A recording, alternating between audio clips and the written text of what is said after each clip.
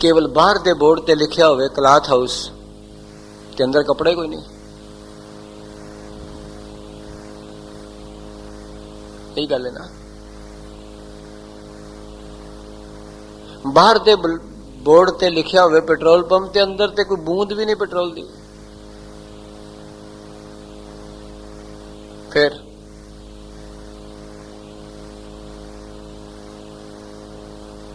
फिर बोर्ड नाल ते कम नहीं चलेगा ना। सिर्फ ते बाहर तू पंक्ति बोर्ड लिख दे में जे प्रसाद बसै सुख मंदर, ते फिर अगली गल अंदर है नहीं। तो सतगुरु कह रहे ने, बख्शिश कर रहे ने, रहमत कर रहे ने। महाराज ने पहला प्रसाद की पंक्ति लिखी है, आशीर्वाद की पंक्ति लिखी है, उस तो अगली नाल धन्यवाद की पंक्ति लिखी है। बख्शिश करो। हाँ जी। तिसै ध्याए सदा मन अंदर, तिसै ध्याए, ध्याए ना पढ़ियो, ध्याए सदा मन अंदर। सतगुरु कहते ने तेरे ते गुरु टुट जाए, तेनू गुरु दा प्रसाद मिल जाए, आशीर्वाद मिल जाए, याद रखी धन्यवाद एदे नाल होएगा। तिसै ध्याए सदा मन अंदर, हमेशा उसनू ध्याई मन विच। नहीं गुरु साहब ने पढ़िया लिखिया, क्योंकि सदा पढ़िया नहीं जा सकता, थक जाता बंदा। कितना चिर पढ़ सकते हो? 2 घंटे 4 घंटे पढ़ लोगे, लिख भी नहीं सकता। घंटा 2 लिखोगे, 4 घंटे लिखोगे, सुन भी नहीं सकता, पर ध्या सकता है। ध्या दा मतलब की है? दसोगे, करोगे कृपा? याद रखना। बहुत वधिया। बुद्धि विच निश्चय हो जाए, बस इसनू कहते ध्यान। जिस दिन बुद्धि विच निश्चय हो जाएगा वो ध्यान है। उत्थे जाके ध्याता, ध्यान ते ध्ये तीनों एक हो जाते हैं। राही रहबर ते राह एक हो जाते हैं। शिष्य गुरु ते गुरु दी मत एक हो जाते हैं। उसनू कहते हैं ध्यान। तां ते मैं बेनती करदा हूं ना, असी अपने बच्चे बच्चियां नू कदी समाधि ला के याद करने आ? किसी ने पुत्र का नाम लैके कभी समाधि लाई हो, कभी किसी ने अपना पुत्र भुलिया हो, कभी किसी अपने कोठी नू समाधि ला के याद की हो, पर कभी किसी ने अपनी कोठी भुली हो। कभी स्त्री ने पति का नाम समाधि ला के लिया हो, कभी कभी पति भुलिया ही नहीं, ना किसी ने स्त्री भुली। तो ध्यान इसनू कहते हैं, जेड़ा त्रैकाल निश्चय हो जाए उसनू कहते हैं ध्यान। तो सतगुरु कह रहे ने, जिदी बख्शिश नाल, जिदी कृपा नाल, बख्शिश नाल तू सोहने घर विच रह रहे हैं, जेड़े झोंपड़ियां विच रह रहे हैं, गर्मी सहन कर रहे हैं, पाला सहन कर रहे हैं, पैरों विच जुत्ती नहीं। गुरुदेव कहते ने, इस वास्ते भाई तिसै ध्याए सदा मन अंदर, हमेशा मन विच उसकी परपक्ता रख, तेनू भुले ना।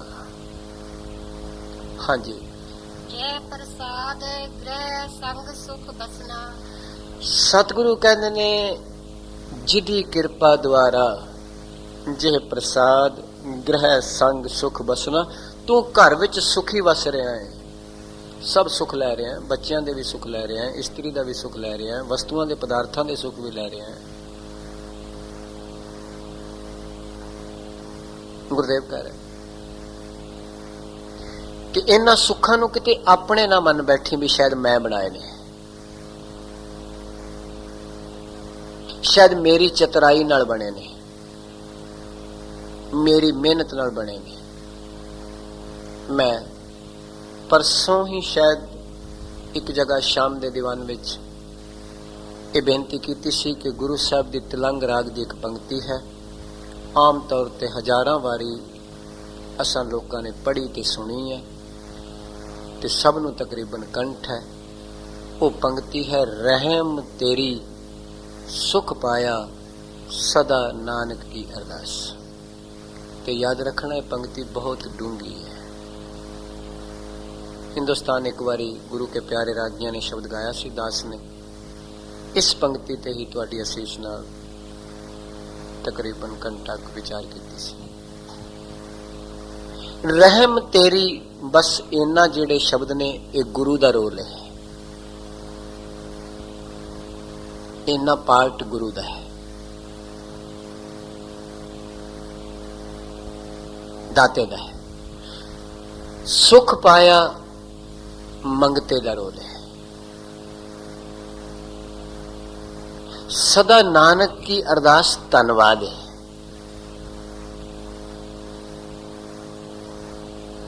जेड़ा गुरु दे रहम दे दरवाजे विचों सुख सिख तक पहुंचदा है, याद रखना वो सुख कदी दुख विच नहीं बदलदा ते कदी हंकार विच नहीं बदलदा। क्यों?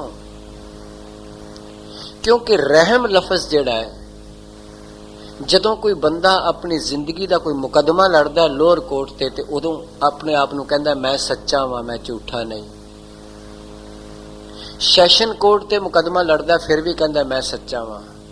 सुप्रीम कोर्ट ते लड़दा फिर भी कहंदा मैं सच्चा वां। ते जदों सारियां कोर्टां विचों हार जाए ते आखिरी कोर्ट प्रेजिडेंट कोर्ट हुंदी है, उत्थे जाके कहंदा मैं रहम दी अपील करना वां, मैनूं माफ कीता जाए। उत्थे जाके ये नहीं कहंदा मैं सच्चा वां। याद रखना, जेड़ा गुरु दे रहम दे दरवाजे विचों लंघ के सुख आएगा, वो दुख विच नहीं बदलेगा, वो हंकारी नहीं बनाएगा।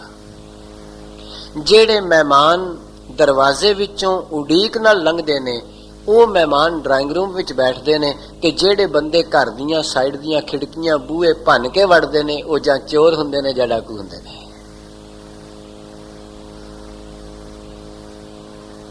मैं बेनती कर दिया,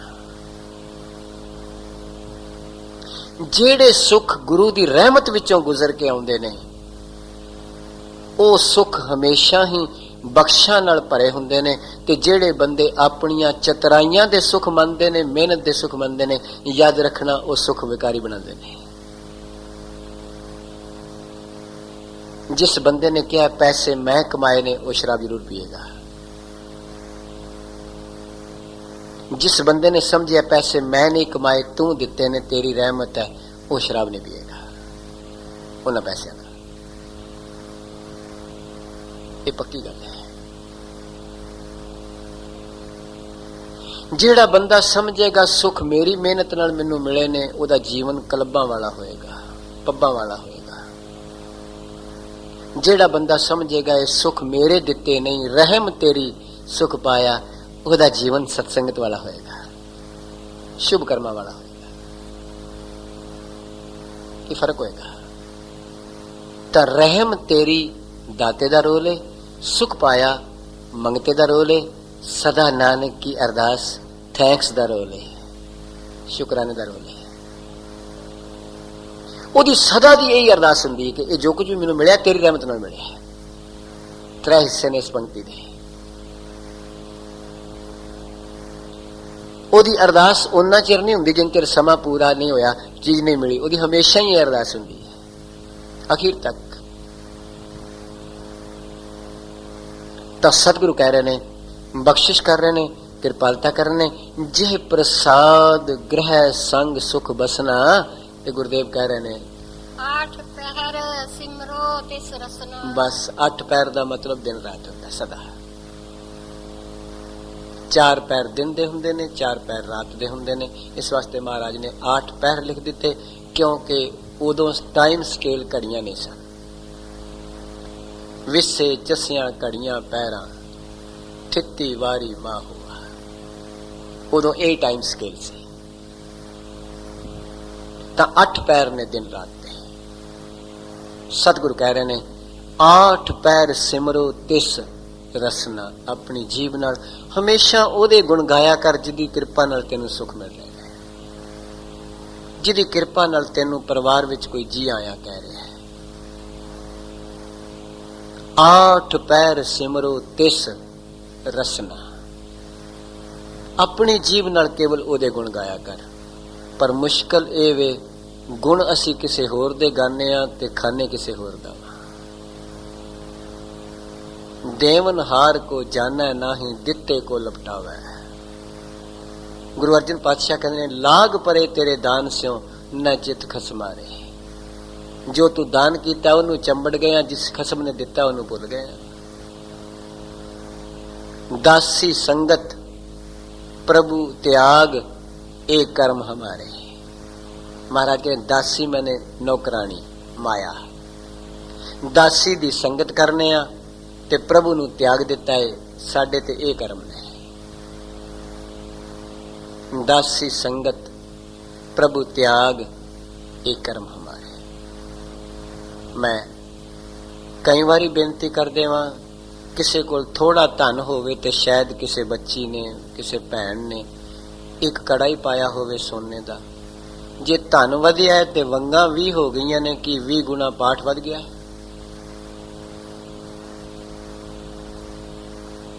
पूछना चाहना मैं,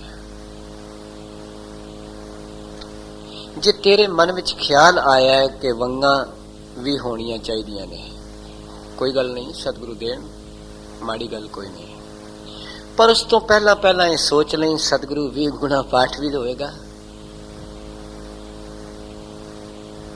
फिर तो मुबारक है, फिर तो उन्होंने वंगा नूं भी नमस्कार है। पर वंगा 20 हो गई ते पाठ अगे नालों 1/20 हो गया, फिर क्या होया? फिर की बनेगा? तो गुरुदेव कह रहे ने, बख्शिश कर रहे ने, महाराज कह रहे ने, 8 पैर सिमरो तिस रसना। हाँ जी, प्रसाद रंग रस भोग। पातशाह कहते ने जिदी बख्शिश नाल, जिदी किरपा नाल तू बहुत सारे स्वादी रसां नूं खाना है, सुखां नूं भोगना है, रंग मैंने प्यार। गुरुदेव कहते ने जिसदी किरपा नाल तू शरीर दे भी रस लेना है, तन ते भी पोशाकां पहनना है, खुशियां भी माणना है, ते गुरुदेव पातशाह जी ये बख्शिश कर रहे ने किते ऐसा तो नहीं भी रंग ते रस ज्यों ज्यों भोग वधे ने त्यों त्यों तू उन्होंने भुलदे जा रहे हैं। जिह प्रसाद रंग रस भोग, महाराज ने अगे एक बचन कहे, नानक सदा ध्याइए ध्यावन जोग। सतगुरु कहते ने भाई उसनू सदा ध्याया कर, जेड़ा ध्यान दे योग है, काबल है, उसनू ध्याया कर। बाकी तू जो कुछ भी ध्याएगा तेरे हाथ नहीं आएगा, उहदे विचों तेनू लभेगा कुछ नहीं। सतगुरु ने एक बचन कहे ने कि संसार झाड़ियां विचों केला लभदा फिरदा है, केला पाका चार, बेरियां दे कंडियां विचों केले लभदा फिरदा है, आतिश अग विचों मक्खन लभदा फिरदा जीव। ये जीव दा सुभाव है। पढ़दा ते रोज है गुरु दे बचन, जो सुख को चाहे सदा शरण राम की ले, पर एड्रेस कुछ होर है, दरवाजा किसी होर दा खड़का रहा है। दरवाजा फिल्म स्टारां दा खड़का रहा ते चाहंदा सुखी होना है, इस सुभाव दा। दरवाजा फिल्म स्टारां दा खड़का रहा है। बेनती करा, ऐसी मुश्किल हो चुकी है जीवन में, दरवाजा जां फिल्म स्टारां दा खड़का रहा है ते जां स्टारां दा खड़का रहा है। ये वक्री गल है, कोई 3 स्टार दा खड़का रहा है, कोई 5 स्टार दा खड़का रहा है, कोई फिल्म स्टार दा खड़का रहा है। दरवाजा तू स्टारां दा खड़काए ते मैं बेनती कीती सी एक बारी, एक पासे स्टार ने ते एक पासे गुरु दे ककार ने।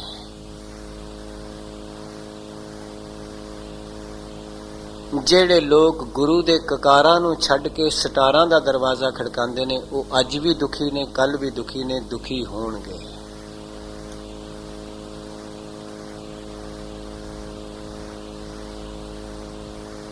सवाल पैदा नहीं हुंदा, क्योंकि सतगुरु ने वचन आप अटल कहे ने, सब सुख दाता राम है, दूसर ना इन कोई।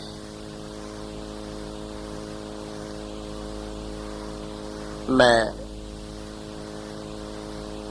ਸ਼ਾਇਦ ਤੁਹਾਡੇ ਨਾਲ ਪਹਿਲਾਂ ਵੀ ਇਹ ਗੱਲ ਕੀਤੀ ਹੋਵੇਗੀ, ਕਿਉਂਕਿ ਮੇਰਾ ਹੁਣ ਕੁਝ ਤੁਹਾਡੀ ਸਟੇਜ ਤੇ ਐਸਾ ਹੀ ਹੋ ਗਿਆ ਜਿਵੇਂ ਘਰ ਵਾਲੀ ਗੱਲ ਹੈ। ਕਈ ਲੋਕ ਕਹਿੰਦੇ ਨੇ ਤੁਸੀਂ ਰਹਿੰਦੇ ਹੀ ਇੱਥੇ ਹੋ ਕਿ ਇੱਥੇ ਰਹਿੰਦੇ ਹੋ। ਤਾਂ ਗੁਰਦੇਵ ਕਿਰਪਾ ਕਰਨ, ਬਖਸ਼ਿਸ਼ ਕਰਨ, ਰਹਿਮਤ ਕਰਨ। ਮੈਂ ਪਿਛਲੇ ਦਿਨਾਂ ਵਿੱਚ ਤੁਹਾਡੀ ਅਸੀਸ ਨਾਲ ਬੰਬੇ ਸਾਂ, ਤੇ ਜਦੋਂ ਮੈਂ ਬੰਬੇ ਦੇ ਬਾਜ਼ਾਰ ਵਿੱਚੋਂ ਜਾ ਰਿਹਾ ਸਾਂ ਕਿਸੇ ਨਾਲ, ਗੁਰਸਿੱਖ ਨਾਲ ਗੱਡੀ ਤੇ ਬੋਰਡ ਲੱਗਾ ਸੀ, ਕਿਆ 9 ਵਜ ਗਏ। 9 ਵਜੇ ਇੱਕ ਸੀਰੀਅਲ ਆਉਂਦਾ ਹੈ ਹਿੰਦੁਸਤਾਨ ਵਿੱਚ, ਕੌਣ ਬਣੇਗਾ ਕਰੋੜਪਤੀ। ਸ਼ਾਇਦ ਤੁਸੀਂ ਵੀ ਦੇਖਦੇ ਹੋ ਕਦੀ ਕਦੀ। ਮੇਰਾ ਟਾਈਮ ਤੁਹਾਡੀ ਅਸੀਸ ਨਾਲ ਉੱਥੇ ਸਟੇਜ ਤੇ 8 ਤੋਂ 9:30 ਦਾ ਸੀ। ਮੈਂ ਕਿਹਾ ਅੱਜ ਕਰਾਂਗੇ ਗੱਲ ਉਹਨਾਂ ਨਾਲ ਵੀ ਕਿਆ 9 ਵਜ ਗਏ। ਤਾਂ ਮੈਂ ਇਹ ਗੱਲ ਕਹੀ ਸੀ ਤੇ ਮੇਰਾ ਇੱਕ ਵਾਰੀ ਮਨ ਵੀ ਬਣਿਆ ਮੈਂ ਅਮਿਤਾਭ ਬੱਚਨ ਨੂੰ ਇੱਕ ਚਿੱਠੀ ਲਿਖਾਂ ਕਿ ਬੜੀ ਚੰਗੀ ਗੱਲ ਹੈ, ਮਾਇਆ ਬਹੁਤ ਚੰਗੀ ਹੈ ਸੰਸਾਰ ਦੀ ਉਪਜੀਵਕਾ ਵਾਸਤੇ, ਪਰ ਮੈਂ ਤੁਹਾਡੇ ਪੈਰਾਂ ਵਿੱਚ ਨਮਸਕਾਰ ਕਰਦਾ ਜੇਕਰ ਤੁਸੀਂ ਕੋਈ ਸੀਰੀਅਲ ਬਣਾਉਂਦੇ, ਕੌਣ ਪਾਏਗਾ ਪ੍ਰਾਣਪਤੀ।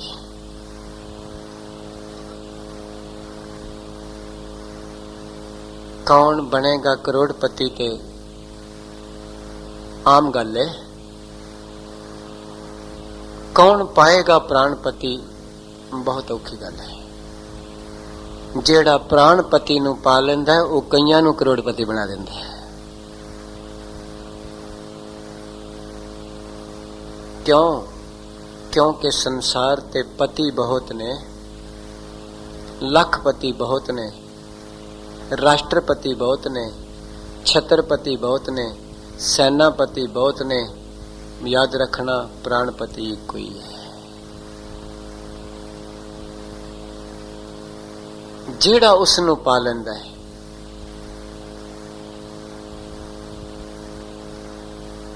ਉਹ ਤੇ ਕਿਤੇ ਨਿਗਾਹ ਵੀ ਕਰ ਦੇਗਾ, ਸਤਿਗੁਰੂ ਉੱਥੇ ਹੀ ਮਾਲਾ ਮਾਲ ਕਰ ਦੇਣਗੇ। ਇਸ ਵਾਸਤੇ ਗੁਰਦੇਵ ਬਖਸ਼ਿਸ਼ ਕਰਨ, ਰਹਿਮਤ ਕਰਨ, ਕਿਰਪਾਲਤਾ ਕਰਨ। ਤਾਂ ਗੁਰਦੇਵ ਇਹ ਬਖਸ਼ਿਸ਼ ਕਰ ਰਹੇ ਨੇ, ਜਿਹ ਪ੍ਰਸਾਦ ਰੰਗ ਰਸ ਭੋਗ। ਜਦੋਂ ਪਤਾ ਲੱਗ ਗਿਆ ਵੀ ਅੱਜ ਜਿਹੜਾ ਕੱਪ ਪਾਇਆ ਕੱਲ ਨਹੀਂ ਪਾਇਆ, ਉਹਦੀ ਬਖਸ਼ਿਸ਼ ਨਾਲ ਜੋ ਦਿੰਦਾ ਹੀ ਨਾ, ਤੇ ਫਿਰ ਇਹ ਪਾਣਾ ਪੈਂਦਾ 3 ਮਹੀਨੇ। ਜੇਕਰ ਮੈਂ ਸਵੇਰ ਵਾਲਾ ਖਾਣਾ ਦੁਪਹਿਰ ਵੇਲੇ ਨਹੀਂ ਖਾਦਾ, ਸਬਜ਼ੀ ਬਦਲ ਗਈ ਹੈ ਤਾਂ ਉਹਦੀ ਬਖਸ਼ਿਸ਼ ਨਾਲ ਬਦਲੀ ਹੈ, ਨਹੀਂ ਤੇ ਅਚਾਰ ਨਾਲ ਹੀ ਖਾਣੀ ਪੈਂਦੀ ਕਹਿੰਦੇ ਨੇ। ਇਹੀ ਗੱਲ ਹੈ ਨਾ। ਤੇ ਫਿਰ ਵਡਿਆਈ ਕਿਹਦੀ ਹੈ? ਤੇਰੀ ਚਾਇਸ ਦੀ ਹੋਈ ਕਿ ਦੇਣ ਵਾਲੇ ਦੀ ਹੋਈ?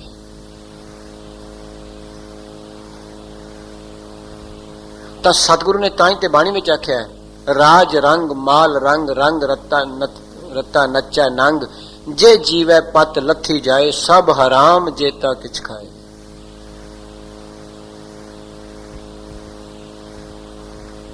ਤਾਂ ਪਾਤਸ਼ਾਹ ਬਖਸ਼ਿਸ਼ ਕਰ ਰਹੇ ਨੇ, ਰਹਿਮਤ ਕਰ ਰਹੇ ਨੇ।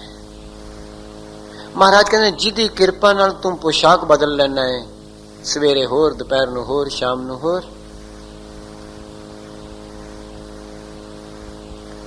ਤੇ ਸ਼ਾਇਦ ਮੇਰੇ ਦਿਮਾਗ ਤੋਂ ਨਿਕਲ ਨਾ ਜਾਏ। ਮੈਂ ਇੱਕ ਦਿਨ ਆਪ ਜੀ ਨਾਲ ਵਾਅਦਾ ਕੀਤਾ ਸੀ ਕਿ 3 ਸਵਾਲਾਂ ਦਾ ਜਵਾਬ ਆਪ ਜੀ ਦੇ ਨਾਲ ਜ਼ਰੂਰ ਕਰਾਂਗਾ। ਉਹ ਸਵਾਲ ਸਨ ਹਾਂ ਹਾਂ ਹਾਂ, ਹੈ ਨਹੀਂ, ਨਹੀਂ ਨਹੀਂ ਨਹੀਂ। ਇੱਕ ਰਾਜੇ ਨੇ ਆਪਣੀ ਸਭਾ ਵਿੱਚ ਇਹ 3 ਸਵਾਲ ਕੀਤੇ ਨੇ, ਤੇ ਜਿਹੜਾ ਰਾਜ ਪੰਡਿਤ ਸੀ ਉਹਨੂੰ ਆਖਿਆ ਜਵਾਬ ਦੇ। ਇਹ ਪੰਡਿਤ ਵਿਚਾਰਾ ਪਰੇਸ਼ਾਨ ਨੇ, ਚੁੱਪੇ ਕਿ ਕੀ ਜਵਾਬ ਦੇਵਾਂ, ਮੈਨੂੰ ਨਹੀਂ ਆਉਂਦਾ। ਕੁਦਰਤੀ ਇਹ ਪੰਡਿਤ ਬਾਹਰ ਨਿਕਲਿਆ, ਇੱਕ ਛੋਟੀ ਜੀ ਬੱਚੀ ਮਿਲੀ ਹੈ ਕਿਸੇ ਮਹਾਪੁਰਸ਼ ਦੀ ਸ਼ਿਸ਼। ਇਹਨੇ ਪੰਡਿਤ ਜੀ ਦੇ ਚਿਹਰੇ ਵੱਲ ਵੇਖਿਆ, ਹੈਰਾਨਗੀ ਹੈ। ਇਹਨੇ ਆਖਿਆ, ਸਵਾਮੀ ਜੀ ਤੁਸੀਂ ਪਰੇਸ਼ਾਨ ਕਿਉਂ ਹੋ?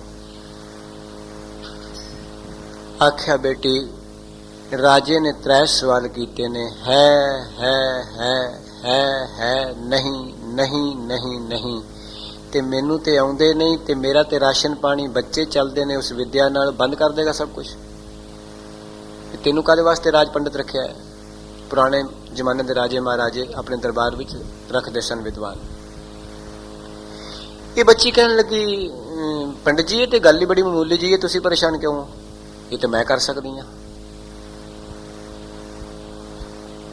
ਕਹਿਣ ਲੱਗੇ ਬੇਟੀ ਤੂੰ ਕਰ ਸਕਦੀ ਹੈ? ਕਹਿੰਦੀ ਹਾਂ ਪੰਡਿਤ ਜੀ, ਮੈਨੂੰ ਲੈ ਚਲੋ ਬੇਸ਼ੱਕ ਰਾਜੇ ਕੋਲ। ਕਹਿਣ ਲੱਗੀ ਚੱਲ ਫਿਰ ਬੇਟਾ। ਇਹ ਰਾਜੇ ਦੇ ਕੋਲ ਗਈ ਤੇ ਰਾਜੇ ਨੂੰ ਕਹਿ, ਕਿਉਂਕਿ ਸਮਾਂ ਹੋ ਚੱਲਿਆ ਹੈ, ਰਾਜੇ ਨੂੰ ਕਹਿਣ ਲੱਗੀ ਆ ਰਾਜਨ ਮੇਰੇ ਨਾਲ। ਇੱਕ ਐਸੇ ਅਮੀਰ ਦਾ ਜਾ ਕੇ ਦਰਵਾਜ਼ਾ ਖੜਕਾਇਆ